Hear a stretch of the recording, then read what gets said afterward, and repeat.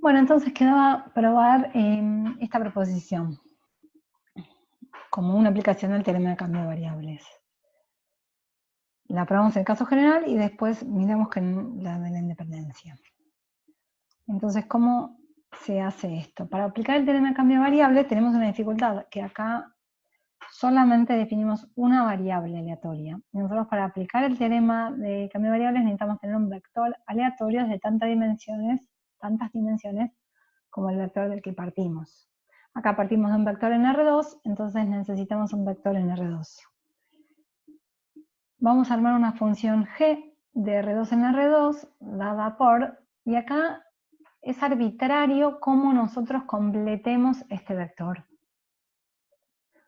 Y eso puede causar cierto ruido, decir, bueno, pero si es arbitrario esto, entonces es arbitraria el resultado que vamos a obtener. Y eso es cierto, de hecho, de acuerdo a cómo completemos la segunda coordenada, nos van a pasar varias cosas. Las cuentas que hagamos pueden ser más fáciles o más difíciles, por un lado, y el segundo punto es que la distribución del vector y igual a g, perdón, zw igual a g de xy, va a ser distinta a la conjunta del vector zw. Pero la marginal de z, que no va a depender de w, va a ser siempre la misma. No importa cómo completemos nosotros acá, con qué vector w elijamos completar la segunda coordenada, mientras podamos definir un vector, una función g que esté en las condiciones del teorema de cambio de variables, o sea, que cumpla, que sea diferenciable, que sea C1, que su matriz diferencial no se anude en ningún punto del conjunto donde estamos definiendo las cosas, y sea biyectiva, y podamos calcular la inversa y podamos escribir todo, no haber ningún problema en escribir la densidad conjunta del vector ZW, sea como sea que definamos W, van a ser diferentes esas densidades conjuntas, pero cuando calculemos la marginal de Z vamos a obtener siempre la misma. Bueno, ahí vamos. Si lo completamos así, que parece una elección razonable porque de este modo G es una transformación lineal. La ventaja de las transformaciones lineales es que las matrices diferenciales son constantes. Es fácil ver que la inversa de esta función es esta que está acá.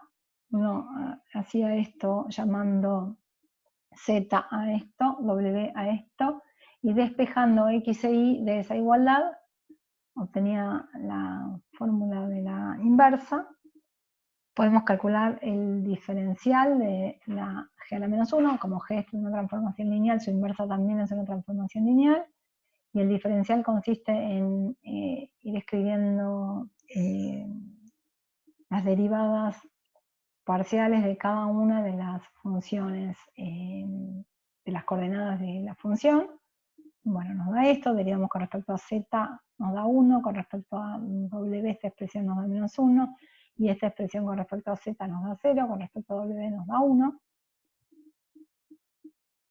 Entonces, como esta no se anula para ningún zw, por el teorema de cambio de variables lo que tenemos es que la densidad conjunta de ZW va a estar dada por la densidad de XY en G a la menos 1 de ZW, el determinante del diferencial, acá este está mal, este corchete es un módulo, por la indicadora de la región. Lo que pasa es que acá esta es una función inversible en todas partes. Entonces, esto lo que nos va a dar, como el determinante es 1, nos va a dar directamente la f sub xy en z menos w, w.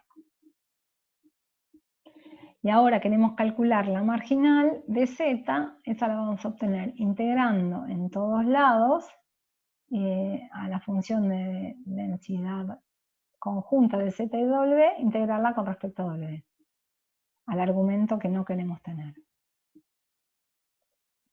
Entonces esto nos da la integral de esta cantidad que está acá, que es exactamente una de las dos fórmulas que teníamos acá.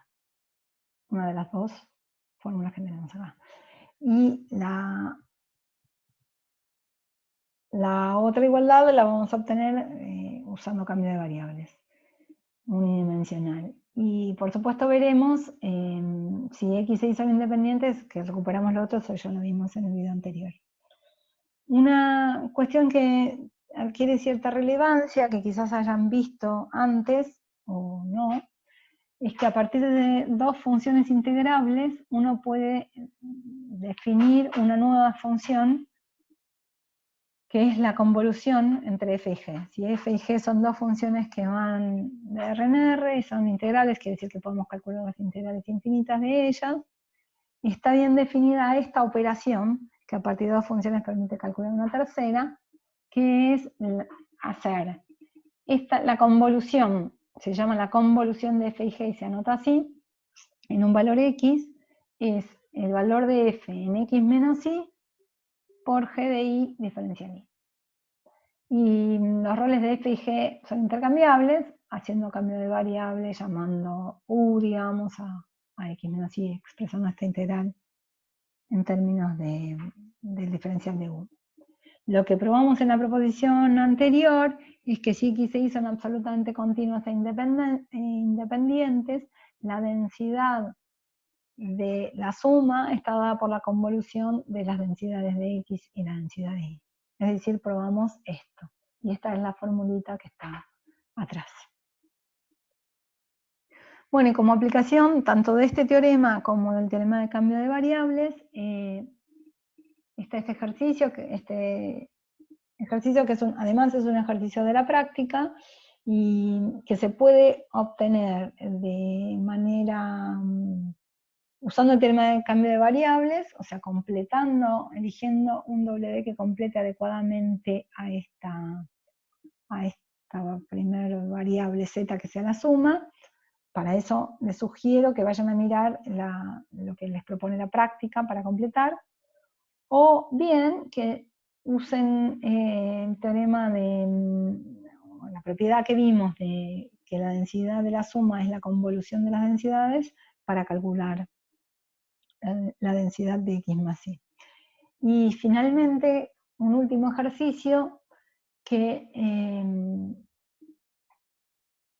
involucra, como para hacer un ejercicio del teorema de cambio de variables. Lo que tiene este ejercicio, bueno, lo leemos. La densidad conjunta está dada por esto, que no depende de x en la función, pero sí depende, perdón, no depende de y en el valor de la función, pero sí depende de y el dominio. Les recomiendo fuertemente que para este ejemplo hagan un gráfico del soporte de la región, o sea, de esta región, que la grafiquen, del soporte del vector aleatorio, perdón, que también es el soporte de esta función. Una vez que tengan el gráfico, nos piden hallar f de x y f de y, después nos preguntan si x e y son independientes, nos piden probar que y sobre x al cuadrado tiene distribución uniforme 0,1 y es independiente de x, y después nos piden hallar la densidad conjunta de este vector. Entonces, observemos esto, que si uno logra, bueno, para probar el ítem 2, tenemos que armar un vector con, no sé, primera coordenada x, segunda coordenada y sobre x al cuadrado, por ejemplo, y ver que esa transformación funcione bien, calcular la conjunta, después calcular la marginal de esta de WD, y chequear que es uniforme 0,1, chequear que es independiente de x. Lo que es interesante de observar que para hacer el ejercicio, el tercer ítem de este ejercicio, se puede hacer usando el teorema de cambio de variables una nueva vez para esta transformación, pero antes de que dígalo, les voy a decir esto, pero esta transformación no es inyectiva. Si uno mira esta transformación del vector xy, esta transformación no es inyectiva. Por eso la región es como rara y la transformación es rara, o particular más que rara. O también se puede resolver usando fuertemente que si probamos que x e y sobre x al cuadrado son independientes, toda la teoría que vimos antes, traten de usarla para probar que entonces x al cuadrado e y sobre x al cuadrado también son independientes, y se puede calcular la densidad conjunta de un vector usando las densidades de las marginales. Como prefieran, o de las dos maneras, háganlo y les debería dar lo mismo. Bueno, quiero agregar a esto es todo el contenido de la parte de vectores aleatorios.